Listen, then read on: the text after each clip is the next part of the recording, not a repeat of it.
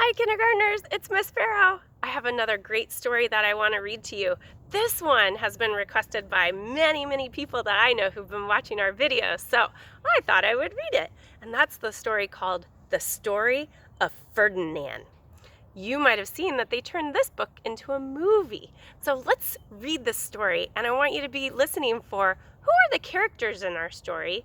Where is the setting in the story? What's the problem in the story?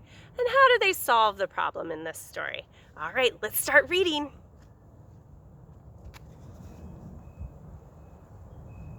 Once upon a time in Spain.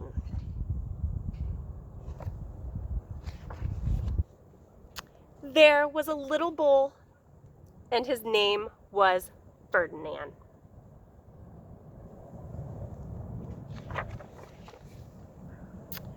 All the other little bulls he lived with would run and jump and butt their heads together.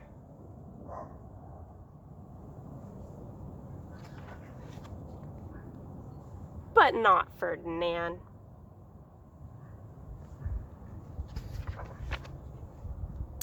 He liked to just sit quietly and smell the flowers.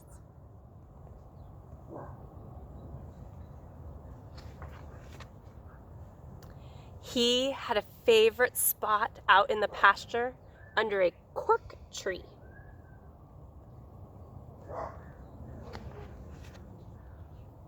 It was his favorite tree, and he would sit in its shade all day and smell the flowers.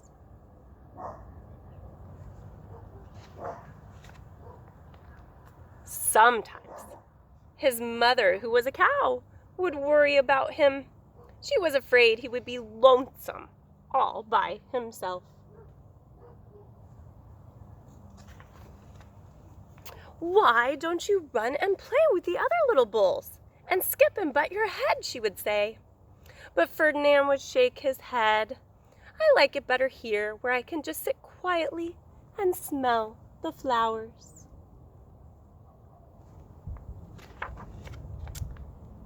His mother saw that he was not lonesome, and because she was an understanding mother, even though she was a cow, she let him just sit there and be happy.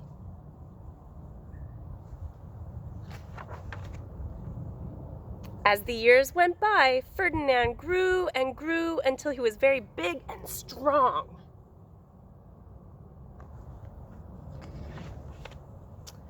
All the other bulls who had grown up with him in the same pasture would fight each other all day. They would butt each other and stick each other with their horns. What they wanted most of all was to be picked to fight at the bullfights in Madrid.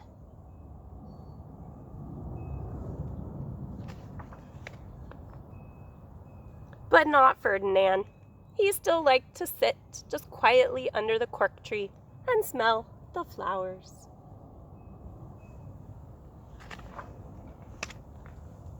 One day, 5 men came in very funny hats to pick the biggest, fastest, roughest bull to fight in the bullfights in Madrid.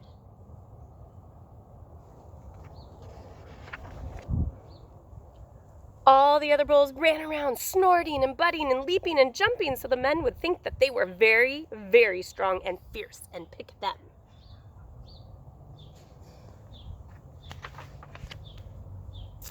Ferdinand knew that they wouldn't pick him, and he didn't care, so he went out to his favorite cork tree to sit down.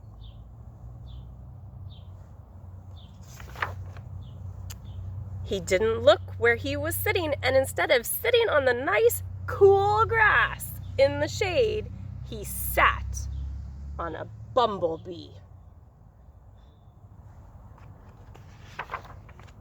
Well, if you were a bumblebee and a bull sat on you, what would you do? You would sting him, and that is just what this bee did to Ferdinand.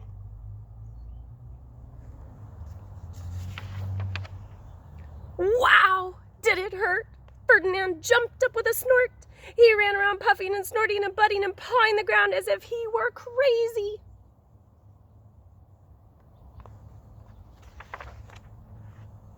The 5 men saw him, and they all shouted with joy. Here was the largest and fiercest bull of all, just the one for the bullfights in Madrid.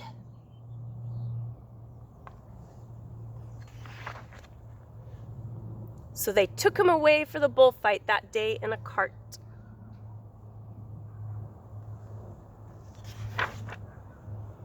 What a day it was! Flags were flying, bands were playing.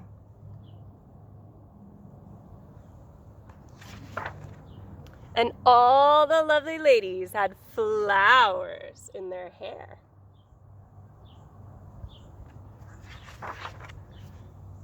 They had a parade into the bull ring.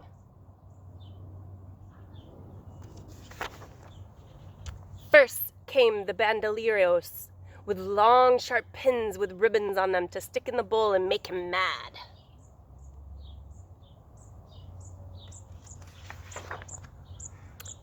Next came the picadores, who rode skinny horses, and they had long spears to stick in the bull and make him madder.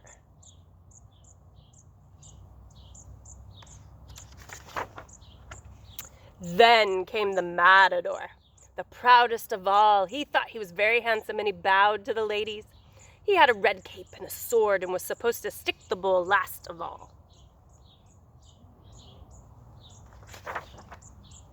Then came the bull, and you know who that was, don't you? Ferdinand. They called him Ferdinand the Fierce, and all the bandoleros were afraid of him, and the picadores were afraid of him, and the matador was scared stiff.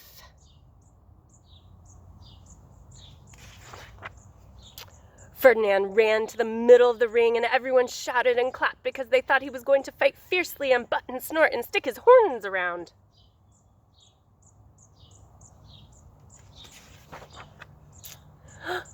But not Ferdinand. When he got to the middle of the ring, he saw the flowers and all the lovely ladies' hair, and he just sat down and quietly smelled.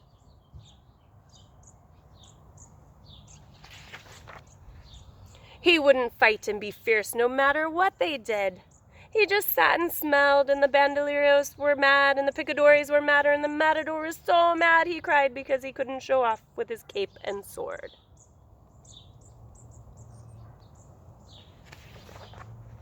So they had to take Ferdinand home.